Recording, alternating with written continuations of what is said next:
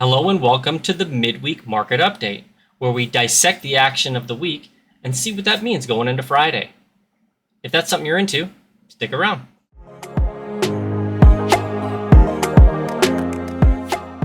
All right, what you're looking at here is ticker symbol GOOG, Google stock. And wow, what a move.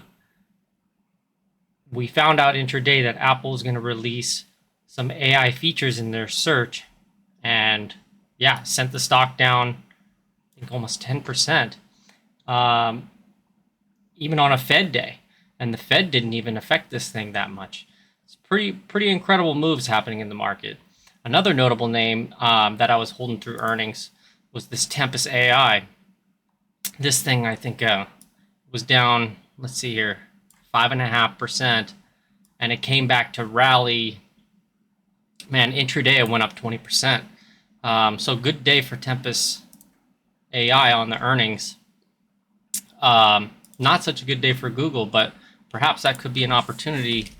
But you know, I mean, with this, given this candle, given the news, given how its quarterly moving average has crossed underneath its yearly moving average, I mean, it kind of looks like it's going to start another one of these down legs. And given it's very volatile up here, perhaps it's not a buying opportunity. But so those are some individual stock highlights. Let's go back to the S&P 500 and see what's going on. For those of you who don't know, I've been an investor for over 10 years and a full-time swing trader for the last 5. In August of 2024, I welcomed my first child into the world. To build his financial foundation, I funded a $100,000 account for him, which I'm growing using a personalized 60-40 portfolio approach. This channel will document that journey. My goal is to create educational content so that one day my son can learn how I grew his account and apply it himself one day. To follow the portfolio's every move, check the link in the description below. I attach it to a website that tracks every trade. Drop your questions or thoughts in the comments. I'd love to hear from you guys along the way. Cheers. So I think what I was saying at the on the Monday, the week ahead video, was that we were going to have a down week this week. We started the week off down 2 days in a row. Today we were down, you know, when the Fed first came out. And then, of course, you know, we rallied and I guess we closed right in the middle there. Yeah, still some choppy action. I think we can go a little bit lower because this thing just needs to digest. It's kind of the same action as in 2022. Almost, let's see, let's go back to 2022 and see what was going on here. It's very similar action. Yeah, I mean, it's kind of similar to right here, where it's kind of just digesting, going sideways, have one down day. Now this is on lower volume. And I think today's action, yeah, I mean, similar lower volume. There are some analogs for the 1998 market and the 2011 and 2015 market. But yeah, I still stand by, I think we're going to chop around. And if we get below, you know, today's low, we could go considerably lower and maybe test. I mean, for sure, if you look down here, I know I'm kind of in the way, but I have the open interest for the calls and the puts. So what we can see here, I'm going to click it right here. This is the calls that are being sold for next month, for June. And you can see the market has us, you know, topping out at 580 on the S&P 500 for the call side. And then we also have the 540 puts, which potentially are being sold. You know, when there's very high open interest, you can only assume that, you know, at least the majority of that market, if it's out of the money, is being sold. So people are selling these 540 puts. So that puts us in a range of 580 to 540. I think that, I mean, the bigger opportunity before we go to the market monitor is that we go test that put level at 540 before we go any higher from here. But yeah, let's go see what the market monitor has to say. We have some earnings after that are from the portfolio. We have this CDE, which I think is just up a little bit in after hours action, and this LEU, which is, I guess it's not moving at the moment. But let's dig into the market monitor and see what it has to say. All right. So for those of you who are new to the channel, this is the Market Monitor. This is basically what I use to, just track the inner workings of the market and see if it gives us any insights on what's going to happen next. So on the left side here, we have the O'Neill analysis of follow-through days and rallies and distribution days and that sort of thing. And then right here, this 1, 2, 3, 4, this is a stage analysis, kind of like a Wyckoff or Weinstein kind of stage analysis that lets me see how many stocks are in uptrends, which is stage 2, how many stocks are in downtrends, stage 4, and how many stocks are going sideways after an up or sideways after a down, stage 1 and stage 3. And as you can see, we're in a bullish market where the 16-period moving average is above the stage 2, and the 16-period moving average is down, or the number of stocks in the stage 4 is below the 16-period moving average on the stage 4, the downtrending stocks.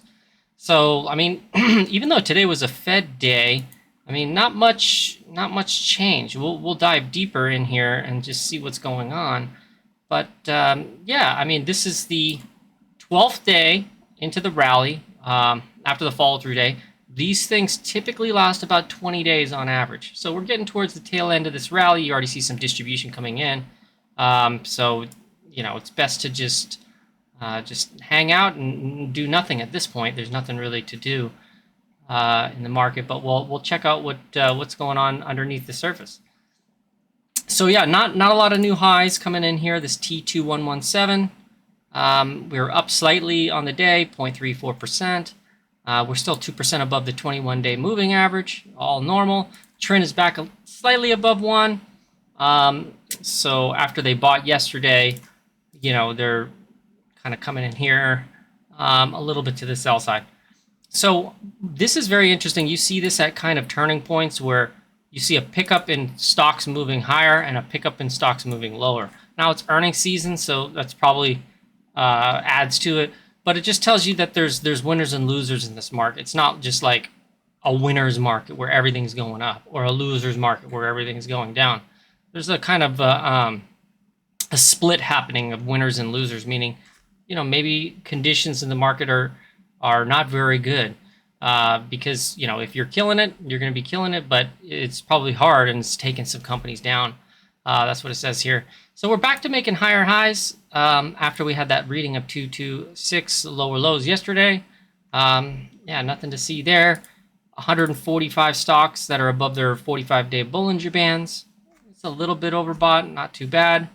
Not many stocks going up or down on 5%.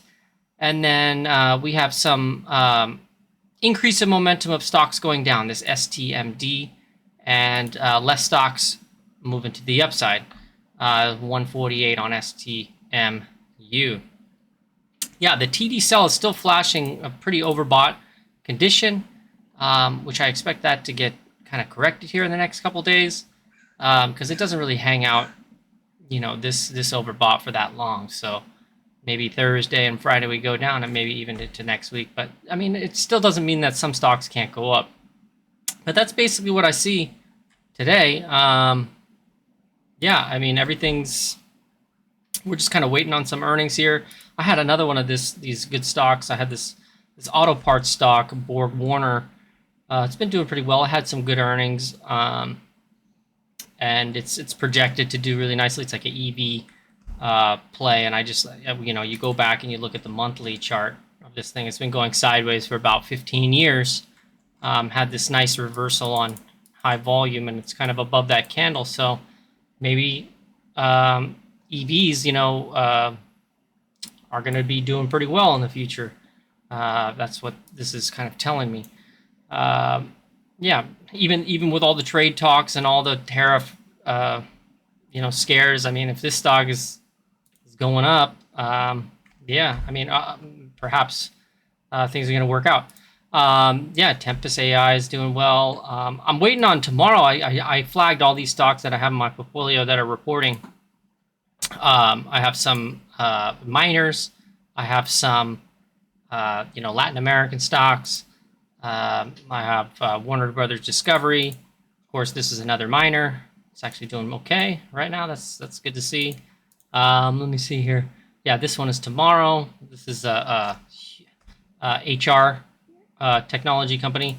And then we have this AUR Aurora, which is the self-driving trucks company reporting. And then also this iNod, which is an AI play, reporting tomorrow. So Thursday should be pretty interesting. I won't be making a video on Thursday, but at least the Friday video will have a lot of interesting stuff for you guys.